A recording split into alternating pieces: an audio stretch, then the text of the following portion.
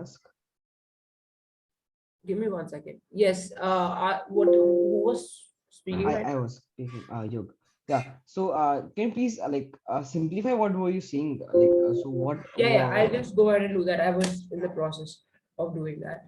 So what I'm saying is that CO takes a fourth for me because see, well, like I told you, closing benches are supposed to give me new extensions to the like to their opening benches. What does that mean? CO had to bring in some new material in order to take it over opening opposition. Point in time, opening opposition has already run arguments like how employer employee dynamics will change and will worsen, and how hierarchy or how like whatever opening opposition says in terms of multitasking, channelization required, one job means better specialization, better focus, this that. I think that is majorly their matter in the debate. What is new on your side of the house there at CO? It's that there is going to be a certain harm that comes out of Intel being leaked if employees are going to switch this fast and if they're going to simultaneously work at work different jobs. My problem with this particular content like argument from your side is that it might be a very good argument but had it not been an actor motion. At the moment the actor, this is an actor motion and the actor is your skilled worker for whom like the leakage of intel is not a primary concern. That's not a primary incentive. Even if you think it was, you need to establish why you think this is a primary incentive for the worker to consider like intel leakage, because I don't think, I mean, these are big corporates like Google, Microsoft. If their intel gets leaked, as an employee I really don't care. So like I don't know how this particular extension, which was your most like important contention in terms of how much time you gave in order to flesh this out in your speeches to this, I think this argument does not stand because it is of no interest to the stakeholder who is the actor in the actor motion. Moving on then is coming back to why OO takes a third. So OO is above CO because they are able to bring in some matter which is relevant to the actor, and that's their primary matter.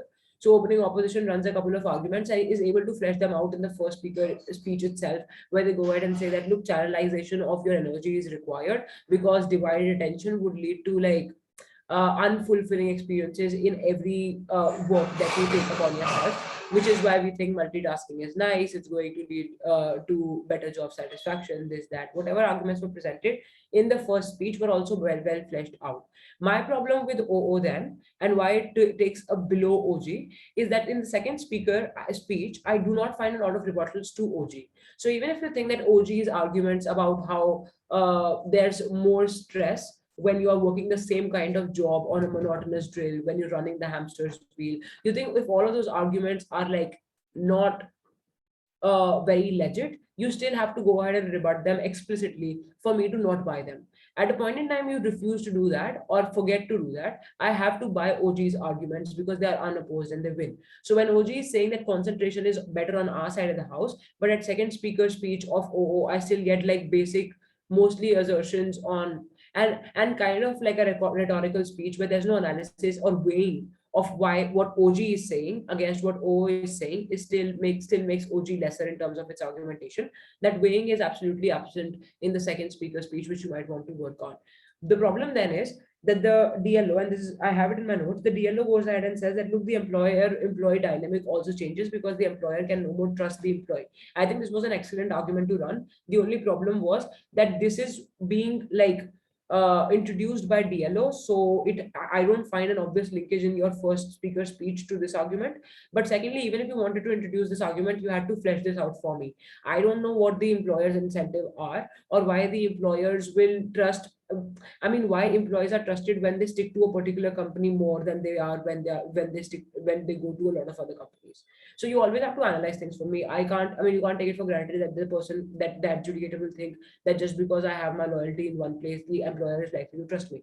The employer can still be very skeptical of me despite me working in one firm. So you have to tell me why that's otherwise and why what your analysis for that is. So I think mostly a lack of analysis on, especially on the second speaker speech at O is why O takes a third. Otherwise, matter was good. It just had to be pushed and weighed better. Uh, On to why CG takes a second then, and I know I'm really going over time now.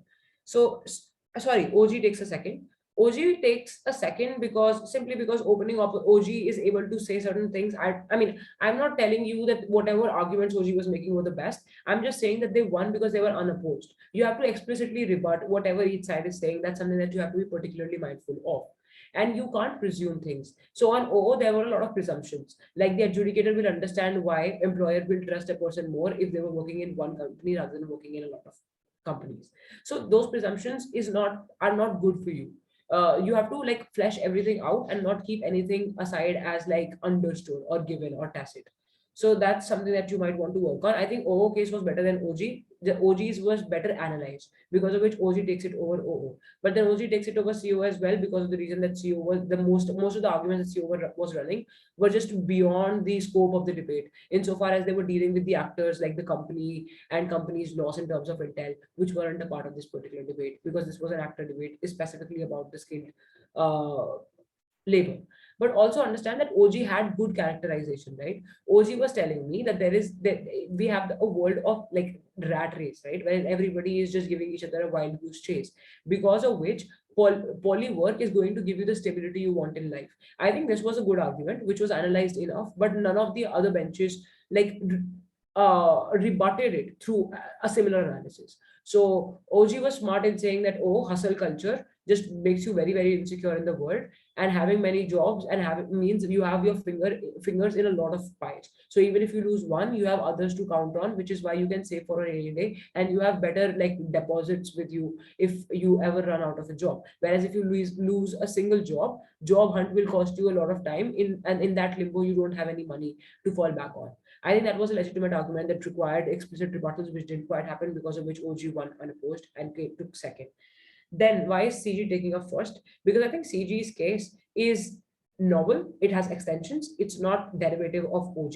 Although you start with the derivations, you say that, oh, some sub skills are also being worked on, and how skilled workers don't like their job sometimes because it becomes like methodical and everything. I think that was the derivative bit, which you could have done away with, because it wasn't going to fetch you any brownie points, given that I was able to tell it was derivative. But when you started talking about job security, it made sense, because it was a new argument. So job security being talked of, and that we explained at Nishka's speech, was pretty nice analysis, where they go ahead and say that, look, job security is something that determines mental peace. So if CEO's major argument, besides the one about company losing its intel, was that people need to have that space for themselves and not overdraw from their like ability to do a certain from the capacity of working, CG was able to deconstruct that and meaningfully engage with the mental health prospect, saying that, look, job security and not having that job security also costs your mental health a lot. I would rather work multiple jobs and know that I'm earning decent money, when on the contrary, when on the counterfactual, I have no job. So many jobs, and the pressure that the many jobs get because of breaking monotony, etc., is still more doable than not having any job to fall back on, or having the constant fear of losing that one job I have. So I think because of that extension and how it was fleshed out at member speech, I think CG is able to bring an extension which is meaningful and engaging with all the sides, but also analyze it well, which is why it takes it over OG as well. But CG's second member needs to do better with their speeches. Their analysis was falling short. That's why the margin of victory with which CG takes it over OG isn't huge, which it could have been had you been able to like rebut the other sides better. So at VIP speeches, please like work on rebuttals more and dealing with house, like one bench at a time. So like VIP's responsibility is to say that, look, OG is out of this debate for so and so reasons. Take 2 minutes to do that, and then come to OO and then CG, and likewise for CG, OG, OO, CO, that way. So that's my understanding and feedback on the debate. If you have any questions and have the time to stay back for me to give you the answers for those, I'm happy to do that. But if you don't, please just go for your classes. I'm sorry I took so much of your time today. I had some questions, but I don't have the time right now. I have some classes right now. Yeah, we can take this up on 14th. Oh, thank you. Thank you very much. You're welcome. And thanks for the feedback. I really needed that. You're welcome. Personal scores, speaker scores, I can share. Actually, I'll have to compile them the group. So wait for me to share them on WhatsApp or perhaps on 14th itself during the session, if you remind me. All right. Could you just give a personal feedback? Personal feedback, yes, if you have the time to stay back for it. Other than that, whoever has to leave now can please leave, because I just feel like this pressure of holding you all captives. I can join my class late. So can you please give me a personal feedback? Okay, so let's just begin. Let me begin with the group because the group asked it for it first. I think in your speech, there's good analysis. There's also good, like, you're also able to give me a comprehensive case. Just make your status quo better and like structure your speech better, which means that start with like stakeholder and incentive structure, just like Afreen did, right?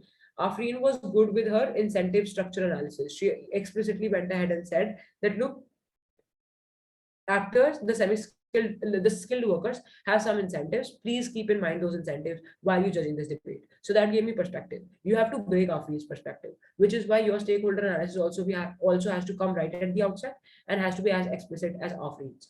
But secondly, on status quo, whenever you're trying to run a certain type of argument, like focusing on one job is extremely important. You have to like lay the ground for that understanding to work. What does that mean? If I want to say that, look, channelization and specialization happens when I focus in one thing and not put my finger in all the pies, I have to first set the debate or set the contemporary world as one which like always beguiles me to do multiple things at the same time and thereby reducing my efficiency. How could you have done that then? You could have gone ahead and said, the panel, given that we are living in the age of the internet, wherein we have this, like, we are wired to just switch from YouTube to Facebook to Instagram to I don't know, other social media platforms.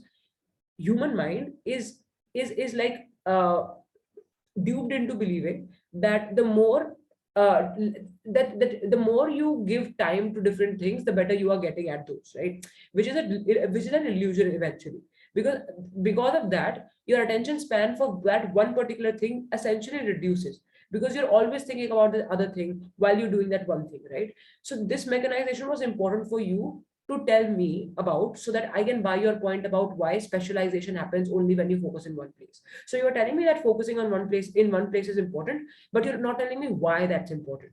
So that linkage and that analysis and understanding of why you think focusing on one particular thing and not diversifying your area of interest is something that's the key to success.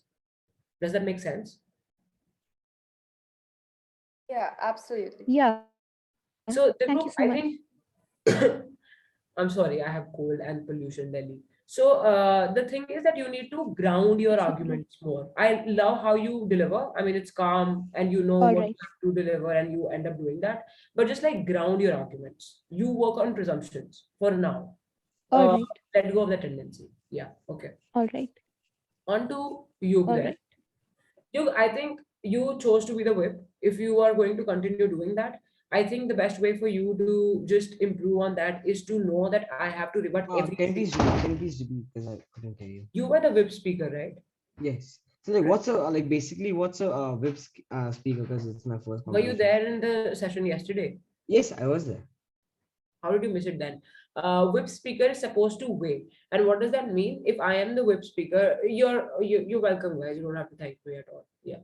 So the whip speaker, what they're supposed to do is that you have to compare your own case with everybody else's who you have to win over, and then you have to substantiate the validity of your case at the end of the day, like at the end of the speech. What does this mean? As a whip speaker, if I am the CEO whip, the opposition whip, what am I saying? Yeah, opposition whip, then what I am supposed to do is tell you first why OG is out of the debate, followed by why O is out of the debate, followed by why CG is out of the debate, eventually establishing that we are the only bench that's that. That's what whip does at large. So what does this mean? Okay. Okay, I get Yeah, that. Yeah. I am expecting weighing from your side with all the benches. So So I'll oppose all the benches you oppose all the benches, yes, but explicitly. except except my own benches. Like Yeah. yeah. No, even yours. Like if you are CEO, you have to say why O is out of the debate. You can't say that what O said was wrong, but you can say that it was less effective than what we said. Or we bring more important matter to the debate because of which we take it over O. Right? Yes, yes, I get that. Yeah, I got it. Right. Okay.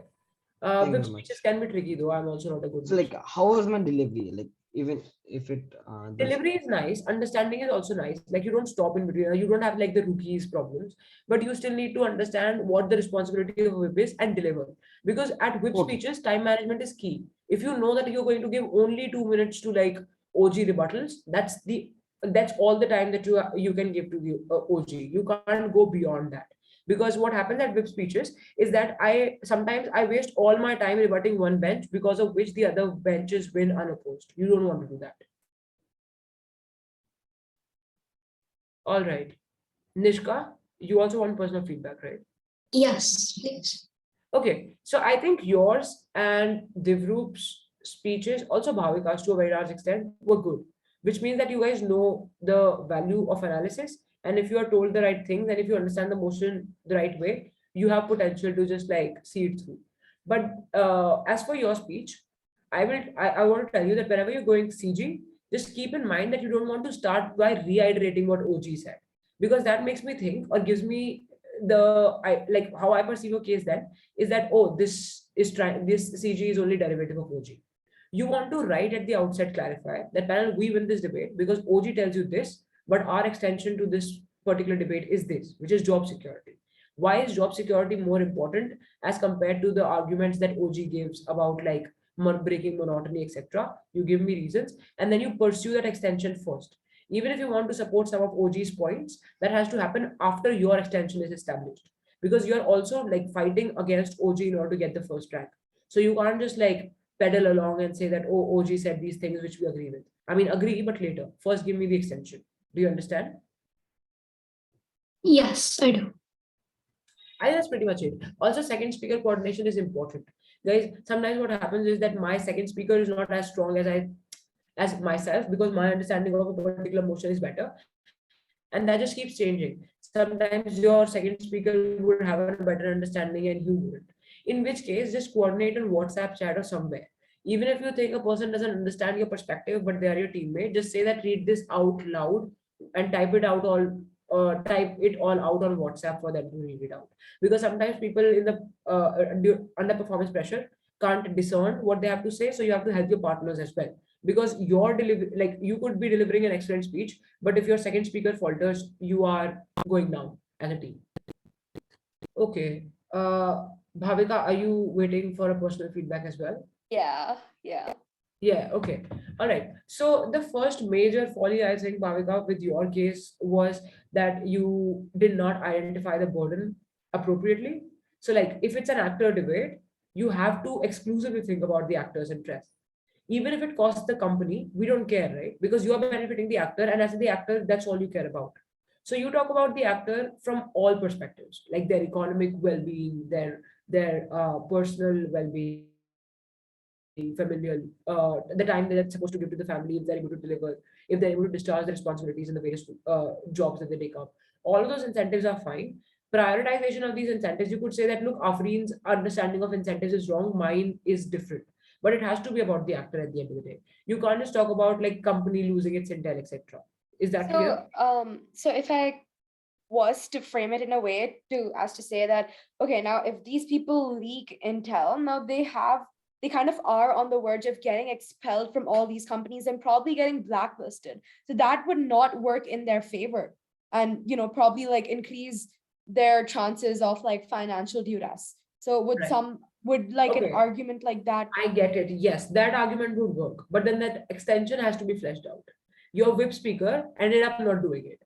They ended up talking about companies and how companies will suffer, if you remember, right? Which Yeah. is why your argument got derailed. So the adjudicator is under the under laboring under this perception that this particular side does not understand that this is an active motion. Until unless you clearly and explicitly say that panel integrity to the company generates certain assurities that the employer enjoys, which is why the employer-employee dynamic remains congenial to the employee. So you are then talking about the employee and employee only. Do you understand? Correct. Whatever you want to insist on, you have to keep repeating and saying that, because there's also this. So sometimes the arguments aren't also conveyed like how they should be, and that's the worst kind of loss, I think. So if you were trying to push something and that didn't get conveyed, that's just like a matter of practice. Okay, Is so Yug your partner for LSE as well? yeah. Can you, so you need to learn to coordinate with him, okay? Because my idea of your compatibility as a team is that Yug's understanding of the argument is unlike your understanding of the argument. So Okay. you want to bridge that dissonance before you come to Correct. the debate room. Makes sense. Right. So, if we just take what I just said about like the argument, you said fleshing it out in, like the actor's favor Yeah. or how it would affect the actor. So, if I fleshed it out in that way, would that probably be more favorable than what it was? I just give you an example, right? It would be an extension. You'd probably take a first. I think you would take a first given that both of you speakers are articulate and you know what you're saying. Unlike CG, if you look at CG's second speaker, I think we need to work with them. Sandri, I think I need to work with them because they're faltering with delivery and what they have to say in the first place. That problem doesn't stand for you, which means you would have taken a clear first had this argument been like made Fleshed relevant. out properly, made Yeah. very explicit. Yes, and also like it's relevance had to be proven in the debate, and relevance comes through you associating it to the actor, Got it. Makes right? sense. Yeah. You'd probably take a first if that happened. Okay. Okay. Makes sense. All Okay. right. Yeah. That's anything else you would like to add? Anything? Not as of now. Let's take it step by step. We'll have a lot of mocks, so let's work on like one thing at a time. Let's just first work on team compatibility for you guys, and secondly, just understanding what the motion calls for you to do. Burden. That's called burden. So identify your burden. Different types of motions would put different burdens on you. For example, if it's a this house regrets motion, you have to, if you're on the opposition, you have to tell me that if you regret something, what do you propose as an alternative to that thing that you regret? If you end up not giving that alternative, you will lose out on the debate, right? So that's about identification of burden, which we'll slowly like learn along the way. I'll cover types of motions and what burdens they put on you as well. I think that also should give clarity. That'll happen on the 14th of November. Sure. Sure. Thank you so much Right. for your time. You're Bye. welcome. Bye. Have a good evening.